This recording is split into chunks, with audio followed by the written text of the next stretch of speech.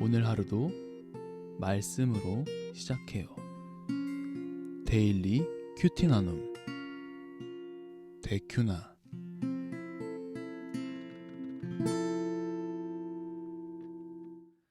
참 좋으신 하나님 아버지, 오늘도 본문을 통하여서 주의 뜻을 발견케 하시며 하나님의 말씀 가운데 순종하는 하루를 살 수 있도록 인도하여 주시옵소서. 감사합니다. 예수 그리스도의 이름으로 간절히 기도드렸습니다. 아멘. 르우벤 자손과 갓 자손은 심히 많은 가축대를 가졌더라. 그들이 야셀 땅과 길르앗 땅을 본즉 그곳은 목축할 만한 장소인지라. 갓 자손과 르우벤 자손이 와서 모세와 제사장 엘르아살과 회중 지휘관들에게 말하여 이르되 아다롯과 디본과 야셀과 니므라와 헤스본과 엘르알레와 스밤과 느보와 부온 곧 여호와께서 이스라엘 회중 앞에서 쳐서 멸하신 땅은 목축할 만한 장소요, 당신의 종들에게는 가축이 있나이다. 또 이르되 우리가 만일 당신에게 은혜를 입었으면 이 땅을 당신의 종들에게 그들의 소유로 주시고 우리에게 요단강을 건너지 않게 하소서. 모세가 갓 자손과 르우벤 자손에게 이르되 너희 형제들은 싸우러 가거늘 너희는 여기 앉아 있고자 하느냐. 너희가 어찌하여 이스라엘 자손에게 낙심하게 하여서 여호와께서 그들에게 주신 땅으로 건너갈 수 없게 하려 하느냐.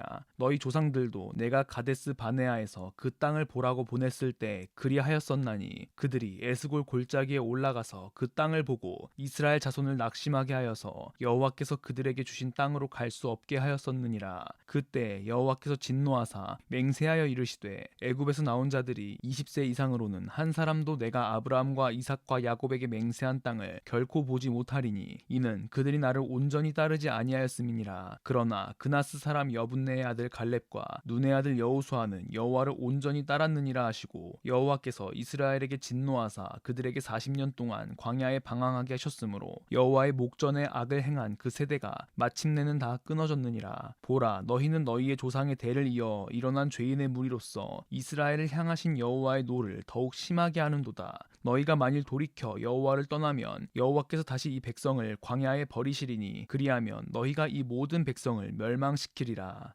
아멘. 어제 본문에서 미디안과의 전투 이후에 수많은 전리품을 받은 것을 기억하시나요? 각 지파마다 아주 엄청난 양의 양, 소, 나귀를 얻었을 것입니다. 수많은 가축들을 키우기 위해서는 당연히 목초지가 필요했을 것이죠. 그러던 와중에 르우벤 자손과 갓 자손들의 눈에 아주 적합한 목축할 만한 장소를 찾게 됩니다. 야셀 땅과 길르앗 땅이었어요. 요단강 서편을 가나안 땅이라고 부르듯이 요단강 동편, 그러니까 요단강을 건너가기 전에 이스라엘 백성들이 있었던 곳을 길르앗 땅이라고 부릅니다. 여기를 보니까 초원이 펼쳐져 있던 것입니다. 옆에는 아르논강과 야복강이 흘렀고요. 물도 있고 풀이 풍성한 목초지였기 때문에 수많은 가축들을 키우기는 딱 좋은 장소였죠. 그래서 그들은 모세에게 이렇게 이야기합니다. 5절입니다. 또 이르되 우리가 만일 당신에게 은혜를 입었으면 이 땅을 당신의 종들에게 그들의 소유로 주시고 우리에게 요단강을 건너지 않게 하소서.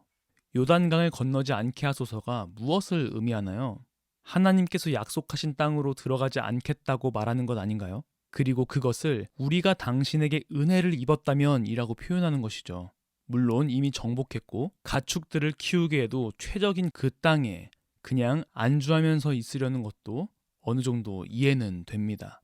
하지만 이런 모습은 가나안 땅의 거주민이 두려워서 애굽 땅으로 돌아가자고 한탄했던 출애굽 1세대와 동일한 모습인 것을 모세는 그들에게 말합니다.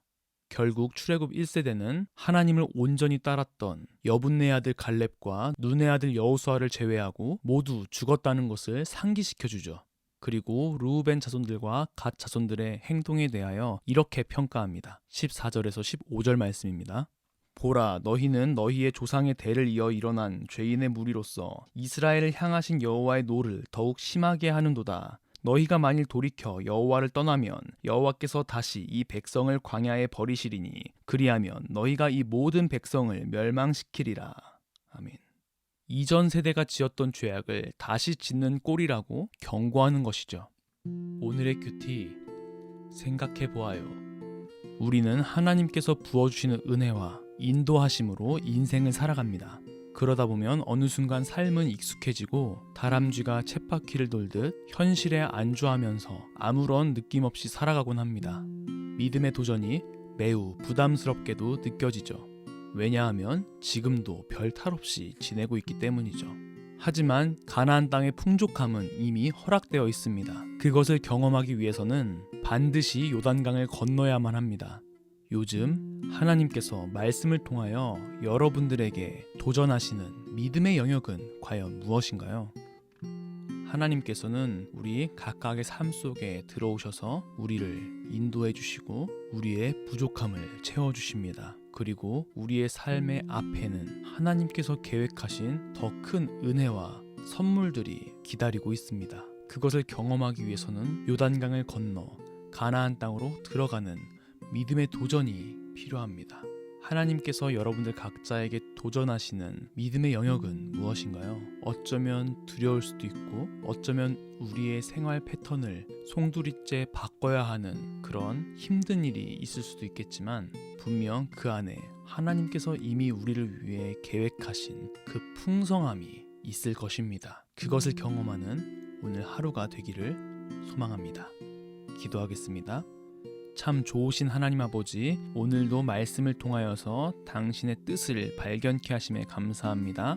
지금 살아가고 있는 이 세상에 안주하지 않고 하나님께서 우리에게 말씀하여 주시는 그 믿음의 삶을 결단하며 우리의 마음을 다시 한번 작정하여 당신의 뜻 가운데 믿음의 도전을 할 수 있는 우리 모두가 될 수 있도록 인도하여 주시옵소서. 그리하여서 하나님께서 이미 허락하신 풍성함을 경험하는 우리 모두가 될 수 있도록 하여 주시옵소서. 감사합니다. 예수 그리스도의 이름으로 간절히 기도드렸습니다. 아멘.